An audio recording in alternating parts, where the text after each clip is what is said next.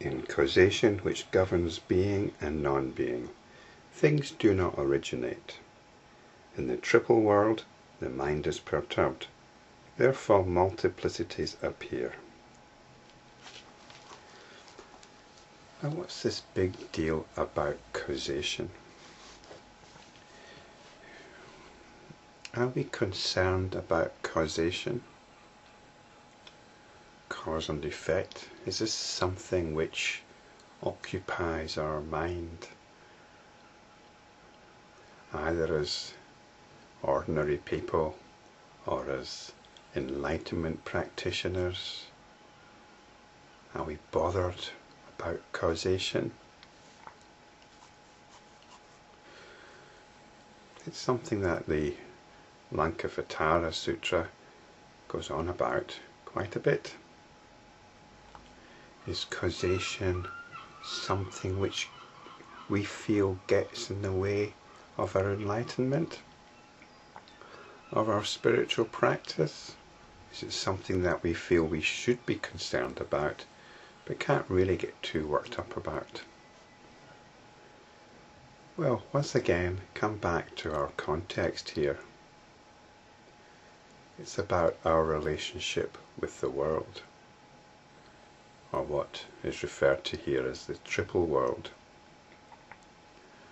The Hindus and Buddhists talk about a triple world, and there's various shades of meaning here. But as far as we are concerned, the world consists of the apparent physical world, our inner world of our feelings and imagination, both of which are underpinned by desire. We have our feelings which want to interact with that physical world and make it a certain way in accordance with our own feelings. This is the context. This is the triple world: physical world, our personal world, and the interaction between the two. This is the context for our enlightenment practice. And so we see a lot of things out there. This is the multiplicity. There's a lot of things out there which attract our attention, and so the mind is perturbed. It's like the fireflies, isn't it? All these dancing fireflies which are hypnotizing us, enchanting us, drawing us out of ourselves, siphoning off our sense of being. So this is the context, this is the situation which we are lost in. It's the situation in which consciousness is lost, awareness is lost. So what's causation got to do with this? Causation is rather like memory. Causation is something we tend to think of as applying to the physical world. It's what gives the physical world apparent substance. The physicists will tell us that the universe has been around for about 13 billion years.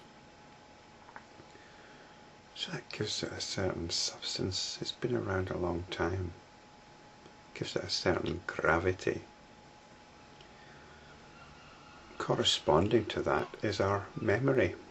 Our memories, not just our recollections, but our emotional memories.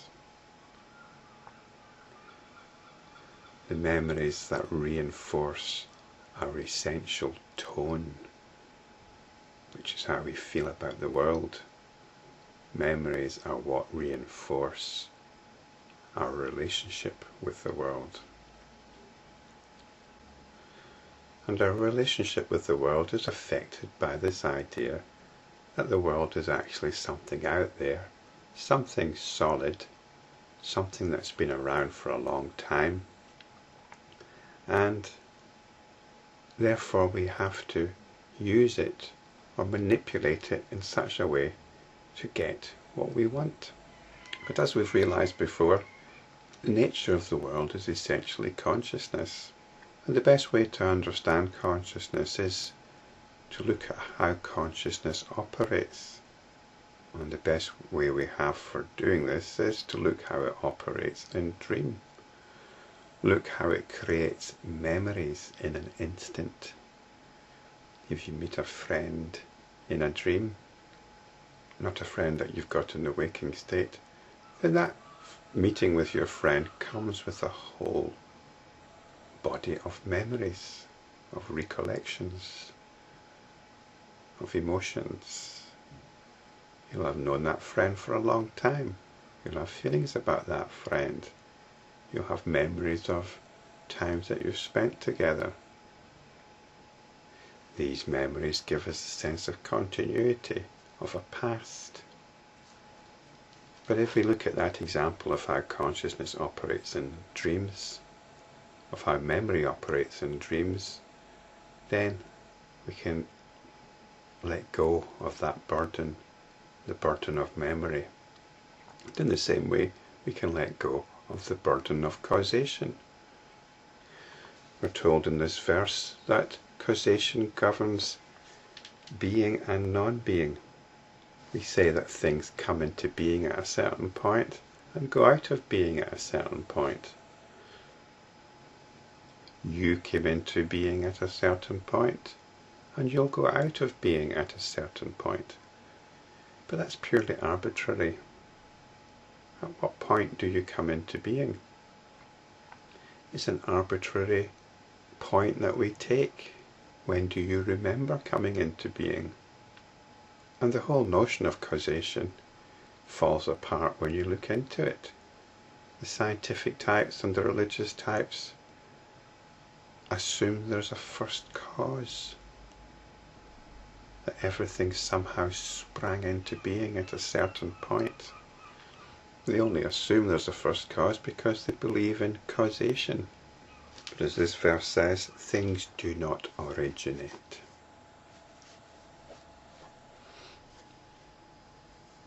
We can understand this in terms of patterns coming into being and not coming into being. But what's a pattern? A pattern's an abstraction. So how can an abstraction come into being or go out of being? But it's deeper than that. If we look at the dreams again, if we look at dreams, the mountain in the dream again is given solidity by notions of causation. But these notions were created at the same time as the mountain itself, as the dream mountain itself. And this applies to this reality too, the so-called waking reality. So this should help us develop our relationship with the triple world. As verse 35 says, the world is the same as a dream, and so are the multiplicities of things in it. And I'll do the rest of this verse in the next video.